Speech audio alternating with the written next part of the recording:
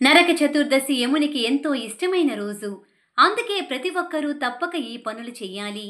నరక చతుర్దశి నాడు సూర్యోదయానికి ముందే నువ్వుల నూనెతో తలంటుకొని అభ్యంగన స్నానం చేయాలి. ప్రత్యేకించి ఆ వేళ నువ్వుల నూనెలో లక్ష్మీదేవి, మంచినీటిలో గంగాదేవి కొలువై ఉంటారని శాస్త్రాలు వివరిస్తున్నాయి.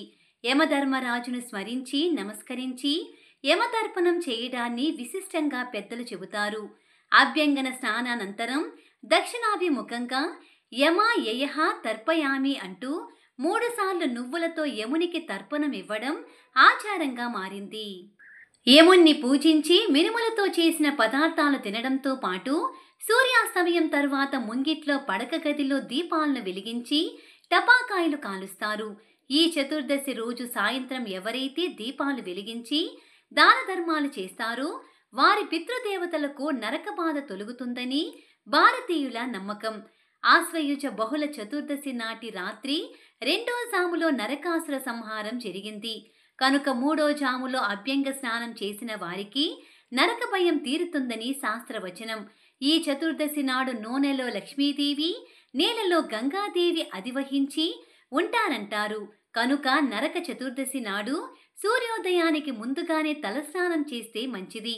సాయంకాలం ఇంట్లోని దేవుడి మందిరంలోనూ ఏదైనా దేవాలయంలోనూ దీపారాధన చేయడం శుభప్రదం. చతుర్దశి నాడు దీపదానం చేస్తే పితృదేవతలందరికీ స్వర్గ నివాసం కలుగుతుందని విశ్వసిస్తారు. ఇదే రోజున సాయం సమయంలో నూనెతో తడిపిన తయారు చేసిన కాగడాలను చేతబట్టుకుని తిరిగినట్లయితే పితృదేవతలకు దారి చూపినట్లవుతుందని పలువురు నమ్ముతారు. ఆశ్వయుజ బహుళ చతుర్దశిని నరక చతుర్దశి అంటాం. ఈ నరక చతుర్దశి తరువాత రోజే దీపావళి. ఒక రాక్షసుని మరణాన్ని ఆనందంగా పండగ చేసుకోవడం నరక చతుర్దశి విశిష్టత. నరకాసుర వధ చతుర్దశి నాడు ఆకాశంలో రాసుల స్థితిని సూచించేది. తులారాశి తూర్పు క్షితిజం మీద ఉదయిస్తుంటే పడమటి క్షితిజం మీద మేషరాశి అస్తమిస్తుంటుంది. నరకుడు భూదేవి కొడుకు. మేషం సహజంగా మంచిదే అయినా మూర్ఖత్వమూర్తి కనుక అతని పాలన అంధకారమయం. ఆ రోజు మేషరాశి సూర్యాస్తమయ సమయంలో ఉదయిస్తుంది. అది అస్తమించే వరకు చీకటే. మేషరాశి అస్తమించే వేళకు తులారాశి తూర్పు దిక్కున క్షితిజం మీదకి వస్తుంది. స్వాతి నక్షత్రానికి వాయువు దేవత. దాన్ని అధిష్ఠించి నరకుని మీదకు బయలుదేరిన కృష్ణుడు, సూర్యుడు, సత్యభామ, చంద్రుడు నరకుడు చనిపోగానే ఆకాశపు అంచులపై దీపచయాల్లో కన్యారాశి నరకుని బంధాల నుంచి విడివడి తమను విడిపించిన సూర్యుణ్ణి, కృష్ణుణ్ణి నాయకునిగా చేసుకునింది. ఇలాంటి స్థితి నరక చతుర్దశి దీపావళి రోజుల్లో తప్ప మిగిలిన రోజుల్లో లేదు.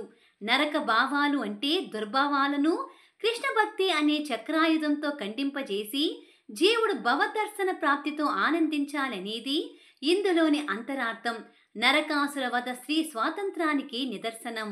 నరక చతుర్దశి ఆచరణ వెనుక ఉన్న గాథల్లో నరకాసురుడి గాథ ప్రధానమయ్యింది. హిరణ్యాక్షుడు లోకానికి ఉపద్రవంగా భూదేవిని చుట్టి సముద్రంలో ముంచినప్పుడు విష్ణుమూర్తి వరాహ అవతారం ఎత్తి ఆ రాక్షసుని సంహరించి భూదేవిని ఉద్ధరించాడు. ఆ సందర్భంగా భూదేవికి విష్ణుమూర్తి వరప్రసాదం వలన భీముడనే పుత్రుడు జన్మించాడు. అతనే దుర్మార్గుడైన నరకాసురునిగా పేరొందాడు. నరకుడు ప్రాగ్జ్యోతిషపురం రాజధానిగా కాపురూప రాజ్యాన్ని పాలిస్తూ ఉండేవాడు.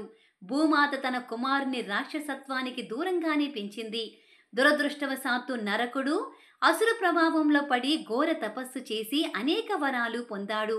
తనకు తన తల్లి చేతిలో తప్ప మరణం సంభవించకూడదని కూడా వరం పొందాడు. స్వయాన తన తల్లే తాను చంపదని అతని ధీమా.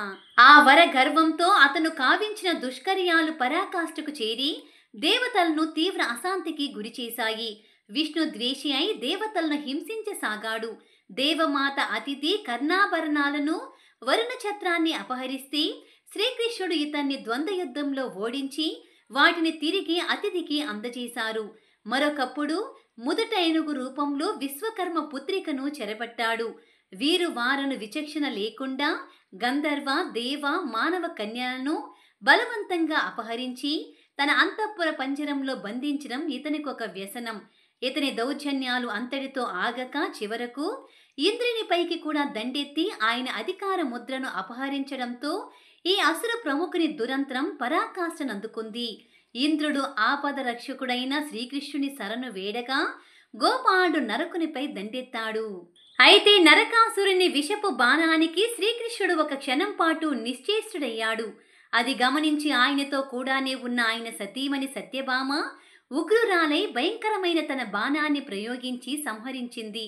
ఆశ్వయుజ బహుళ చతుర్దశి నాడు లోకకంటకుడైన నరకుని మరణం సంభవించింది.